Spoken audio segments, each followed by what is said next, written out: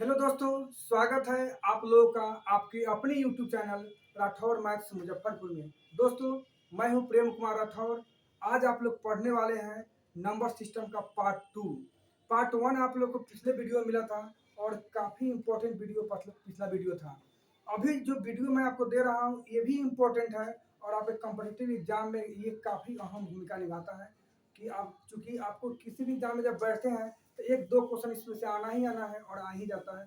किसी भी एग्जाम में आप देते हैं, परीक्षा देते हैं तो उस स्थिति में बैंक, रेलवे, एसएससी, हालांकि ये बैंक के लिए काफ़ी इंपॉर्टेंट है, बैंक में ज़्यादा ये सब क्वेश्चन आता है। लेकिन आपको अभी के समय में रेलवे, एसएससी समय सबसे क्वेश्चन क्या कर रहा है, दे रहा है एक दो क्वेश्चन।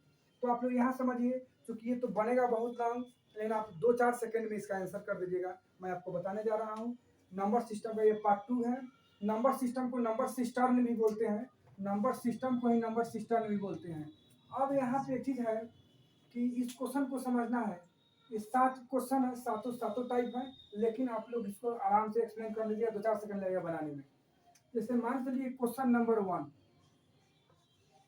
क्वेश्चन जो 1 हम बनाने जा रहे हैं आप लोग को कि √3 फिर √3 डॉट डॉट डॉट इन्फिनाइट, मानिए जहां तक ले जाना चाहिएगा तहां तक ले जा सकते हैं। इसका टर्म इन्फिनाइट होगा, अनगिनत होगा, इसको इन्फिनाइट बोलते हैं, अनडिफाइंड इन्फिनाइट, अनगिनत माने कितना हो 3 ले जा सकते हैं। तो जब भी इस तरह से क्वेश्चन आपको मिलता है तो इसको मान कर बनाना पड़ता है और एक पेज में जाएगा। आप सीधा देखिएगा कि डैश डैश में है क्वेश्चन, इसका आंसर 3 हो जाएगा। जितना टर्म में हो, जितना टर्म में उसे कोई मतलब नहीं है, डैश डैश होना चाहिए क्वेश्चन में। आप उसका आंसर क्या कर दीजिएगा, 3, यानी कि सेकेंडों नहीं लगा आपका आंसर हो गया। तो ये क्वेश्चन समझिए। अब दूसरा क्वेश्चन समझिए, अगर इसमें डैश डैश डैश डैश रहता तो आप इसका आंसर 8 बोल देते, लेकिन डैश डैश तो नहीं है, तो इसलिए इस क्वेश्चन को बनाना पड़ेगा। ये काफी इंपॉर्टेंट क्वेश्चन आ गया। इस स्थिति में करना है क्या, क्वेश्चन नंबर 2 के लिए 8 है तो 8 लिख देना है। 8 है जो भी रहे, 8 है तो 8 यहाँ लिख देना है। यहाँ 2 है, डैश डैश नहीं है तो यहाँ 2 लिखेंगे इसके अगले क्वेश्चन में। 8 है तो 8 लिख दिए। इसके बाद आपको करना क्या है कि आपको 2 सभी क्वेश्चन में 2 लेना है, सभी क्वेश्चन में आपको 2 लेना है और आपको काउंट करना है, यानी गिनना है कि 8 कै गो है। 1 2 3 4 5। अब इसके पावर में 5 दे दीजिए। तो अब ये बताइए कि 2 के पावर 5 का मतलब यह हुआ 2 गुने 2 गुने 2 गुने 2 गुने 2, यानी 2 दूना 4, 4 दूना 8, 8 दूना 16, 16 दूना 32। तो 32 यहाँ लिख दीजिए। अब बस यहाँ पे क्या लिखना है, जो 2 के पावर है वो लिख देना है। 32 है तो 32 लिख देना है। इसके बाद इसमें से एक माइनस करना है, यहाँ लिख देना है। तो एक माइनस जब हम करते हैं तो कितना लगेगा, 31। यही चीजों को आपको यहाँ लेकर लिख देना है, 31/32। यहाँ पर क्या आ गया आंसर। बोलिए विधि सेकंड में बनाए कि नहीं आप लोग, और नहीं तो इसको बहुत लॉन्ग बन जाएगा, इसको मान के बनाना पड़ता है। तो सीधा क्या करना है कि जो दिया रहा है डिजिट वो डिजिट लिखना है, फिर 2 सबके लिए 2 का यूज करना है। क्योंकि रूट का वैल्यू 2 होता है ना, इसलिए रूट 2 वैल्यू 2 का यूज करना है।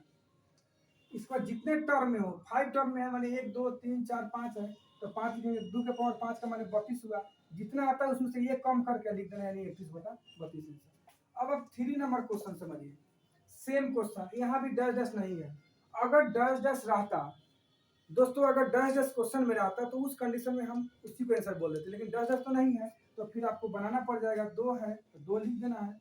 यहाँ हमेशा 2 ही लिखना है, क्योंकि यहाँ भी हम बोले हैं आपको, क्योंकि रूट का वैल्यू 2 ही होता है। इस बार इसको गिनिए कितना टर्म है, 1 2 3 4 5 ही है तो पावर 5। तो 2 के पावर 5 माने 32 हुआ। इसमें से एगो माइनस कर देना है, हमेशा एगो माइनस करना है। क्या आएगा, 31/32। ये आपका क्या हो गया, आंसर हो गया 31/32। 4 नंबर क्वेश्चन को देखिए।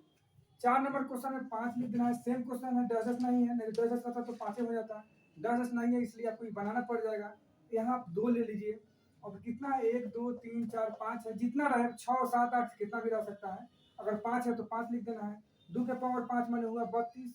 इसमें से एक माइनस करेंगे तो क्या हुआ, 31, यानी 31/32। 5 नंबर क्वेश्चन देखिए। 5 नंबर में डैश डैश लगा दिया, तो जब डैश डैश लगा दिया तो ये बस 5 है तो 5 ही आंसर। डैश डैश में आपको चिंता नहीं करना है। जैसे 3 डैश डैश था, रूट का माने √3 डैश डैश इनफिनाइट अनगिनत हुआ इसका मतलब। तो इसका मतलब है कि इसका आंसर क्या लिख दिए थे, 3। उसी प्रकार यहाँ भी डैश डैश है तो इसका आंसर क्या हो जाएगा, 5 हो जाएगा। लेकिन आपको 6 और 7 बताने वाले हैं।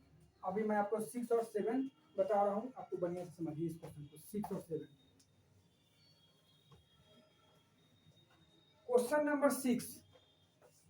क्वेश्चन नंबर 6 दोस्तों, इसको आप लोग को ऐसे बनाना है। सबसे पहला चीज, इसको 2 टर्म में आपको तोड़ना है। कितना टर्म में तोड़ना है? वैसा डिजिट को लेना है कि जो 2 टर्म में जब इंटू करे तो ये 42 यानी 42 आ जाए। तो अगर आप 6 गुने 7 लेते हैं तो 6 गुने 7 42 ही ना होगा। 6 गुने 7 42 हो गया। क्वेश्चन समझ लीजिए, root under 42 minus root under 42 minus root under 42 dash dash infinite, यानी अनगिनत है। इसमें जितना मैंने आपको लिखना है लिख सकते हैं, और ये बहुत लॉन्ग बनता है, लेकिन आपको शॉर्ट ट्रिक दे दिया मैं।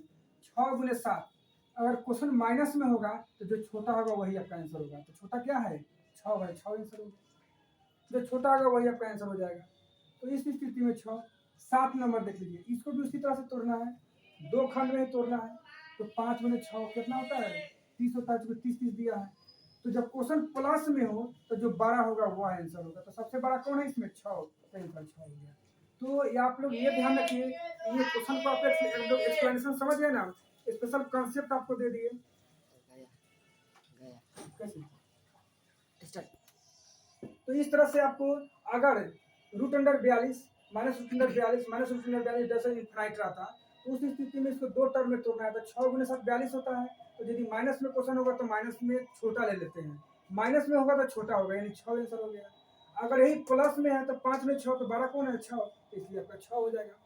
तो आप लोग कहने का अर्थ यह हुआ, ये जो 7 क्वेश्चन आपको दिए हैं पार्ट 2 में नंबर सिस्टम में, क्या सातों जो क्वेश्चन आपको एक्सप्लेनेशन समझ गए? तो इसमें करना क्या है कि ये बेहतरीन कॉन्सेप्ट है, इसको आपको मेंटेन करना होगा। एक बार मेंटेन कीजिएगा, फिर आपको कभी भी प्रॉब्लम नहीं होगा किसी भी एग्जाम में। तो दोस्तों, आप लोग इसको शेयर कीजिए, कमेंट कीजिए, और चैनल पे न्यू है तो सब्सक्राइब कीजिए। Thank you.